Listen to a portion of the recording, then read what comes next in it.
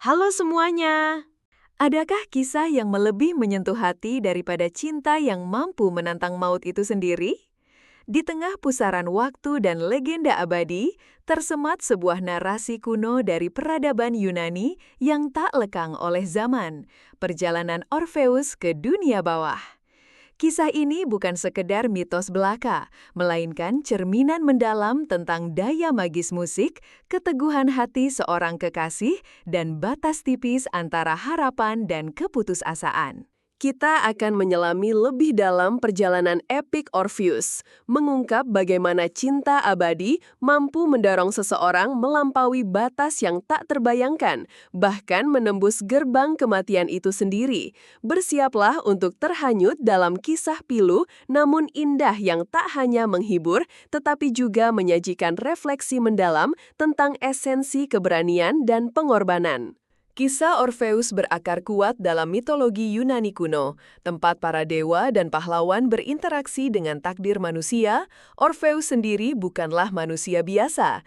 Ia adalah putra Apollo, dewa musik dan puisi, serta Calliope, salah satu dari 9 musai, menjadikannya seorang penyanyi dan pemain lira dengan kemampuan luar biasa yang mampu memukau dewa, manusia, bahkan alam itu sendiri. Catatan tertua mengenai Orpheus dapat ditemukan dalam karya-karya penyair epik seperti Pindar dan penyair lirik Ibycus. Meskipun kisah lengkap perjalanannya ke dunia bawah lebih detail digambarkan dalam tulisan Virgil dan Ovid di era Romawi perkembangan. Mitos ini menunjukkan bagaimana kekuatan narasi terus diperkaya dan disesuaikan seiring berjalannya waktu, namun inti kisahnya tentang cinta dan kehilangan tetap tak berubah. Tokoh-tokoh penting dalam narasi ini tentu saja Orpheus dan istrinya Eurydice, serta penguasa dunia bawah yang menakutkan Hades dan ratunya Persephone. Secara mendalam, perjalanan Orpheus ke dunia bawah adalah sebuah audisi spiritual dan emosional, sebuah manifestasi ekstrim dari konsep cinta tak bersyarat. Kisah ini dimulai dengan tragedi. Eurydice, istri tercinta Orpheus, meninggal dunia karena gigitan ular saat melarikan diri dari pengejaran seorang penggembala bernama Aristeus. Kesedihan yang tak tertahankan mendorong Orpheus pada sebuah keputusan yang belum pernah dilakukan manusia fana sebelumnya. Ia akan menantang gerbang dunia bawah, Hades, untuk membawa kembali kekasihnya Mekanismeia. Orpheus dalam mencapai tujuannya adalah melalui satu-satunya anugerah yang ia miliki, yaitu musiknya yang melankolis dan mempesona. Ia menggunakan liranya untuk melunakkan hati para penjaga, roh-roh mati, bahkan makhluk mengerikan seperti Cerberus, anjing berkepala 3 penjaga gerbang dunia bawah, yang biasanya tak tergerak oleh apapun. Prinsip fundamental dari perjalanan Orpheus adalah pengujian terhadap kekuatan cinta dan kepercayaan. Di hadapan Hades dan Persephone, Orpheus memainkan melodi yang begitu menusuk jiwa, membuat dewa-dewi kematian pun meneteskan air mata, sebuah fenomena yang jarang terjadi. Terpukau oleh keindahan musik dan ketulusan cintanya, Hades akhirnya setuju untuk mengizinkan Eurydice kembali ke dunia orang hidup, namun dengan satu syarat mutlak. Orpheus tidak boleh menoleh ke belakang untuk melihat Eurydice sampai mereka benar-benar keluar dari terowongan dunia bawah dan kembali ke dunia atas. Aspek teknis tidak menoleh ke belakang ini menjadi krusial dan penuh makna simbolis, merepresentasikan ujian iman, kesabaran, dan kemampuan untuk melepaskan keraguan atau masa lalu yang gelap. Ini adalah paradoks tragis, di mana cinta yang begitu kuat justru harus menghadapi cobaan berupa ketidaksabaran dan ketidakpercayaan sesaat yang pada akhirnya menentukan takdir kedua kekasih tersebut. Fakta menariknya, kisah Orpheus ini bukan sekadar dongeng, melainkan sebuah arketipe universal yang resonansinya terus terasa hingga kini, melintasi batas budaya dan waktu. Tahukah Anda bahwa mitos Orpheus telah menginspirasi lebih dari 100 opera, menjadikannya salah satu kisah paling banyak diadaptasi dalam sejarah musik klasik, dimulai dari Euridice karya Jacopo Peri pada tahun 1600 yang sering dianggap sebagai opera pertama yang sebenarnya, hingga mahakarya seperti L'Orfeo oleh Claudio Monteverdi di tahun 1607. Bahkan, pengaruhnya merambah ke seni rupa, sastra, dan perfilman modern, dengan sutradara Jan Cocteau yang mengadaptasi mitos ini menjadi trilogi film Orphic yang eksperimental pada abad ke-20.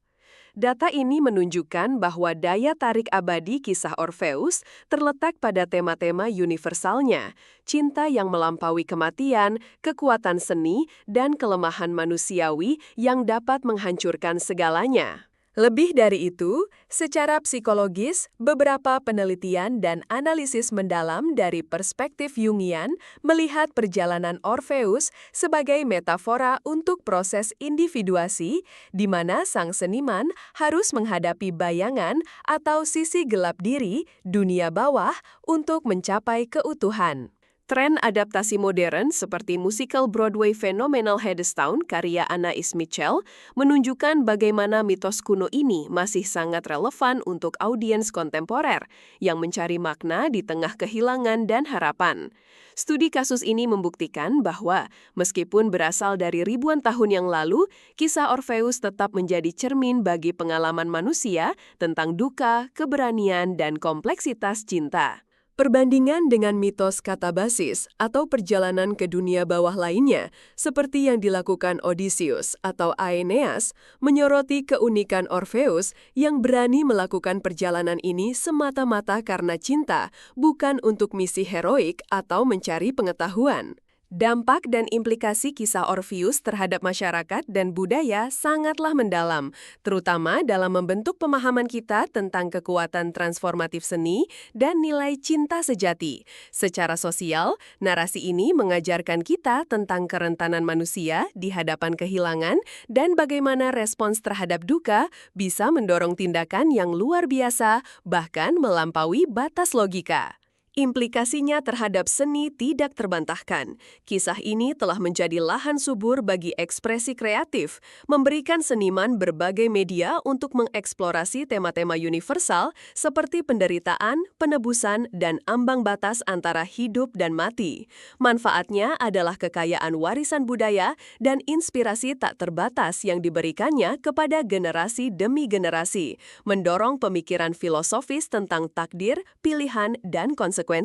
Namun, ada tantangan yang terkandung dalam mitos ini, yaitu pertanyaan tentang kelemahan manusia. Mengapa Orpheus menoleh ke belakang? Apakah itu keraguan, ketidakpercayaan, atau murni ketidaksabaran? Konsekuensi jangka panjang dari tindakan Orpheus yang menoleh ke belakang adalah Eurydice lenyap selamanya, sebuah pengingat abadi bahwa bahkan cinta yang paling murni pun dapat digagalkan oleh kesalahan sesaat.